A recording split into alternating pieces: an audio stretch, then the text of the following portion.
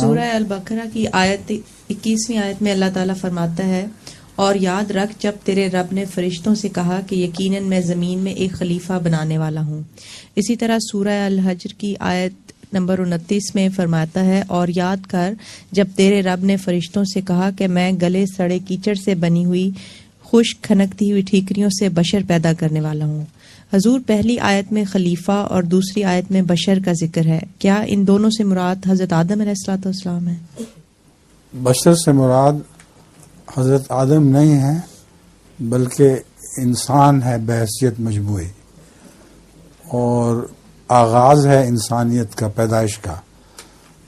یہ امر واقعہ ہے کہ لوگ قرآن دوسری کتابوں میں پڑھتے ہیں کہ مٹی سے پیدا کیا گیا، مگر خشک کھنکتی ہوئی مٹی سے پیدا ہونے کا سوال کسی کے ذہن میں نہیں آ سکتا تھا۔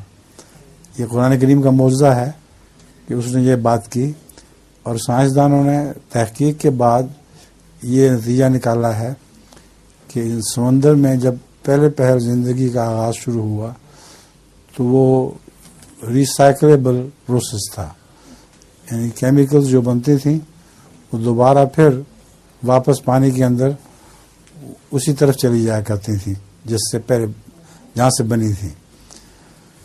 تو پھر سمندر نے ایک جگہ اچھال دیا پانی باہر، جس میں مٹی بھی تھی، تو وہ کسی چٹان پر جا کر خشک ہو گیا۔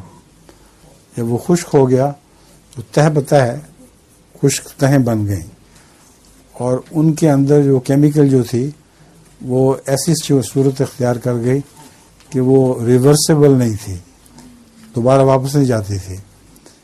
پھر کچھ دیر کے بعد اس کو دوبارہ جو سمندر نے نگلا تو وہ پروسیس شروع ہو گیا جس سے انسان پیدا ہوا ہے۔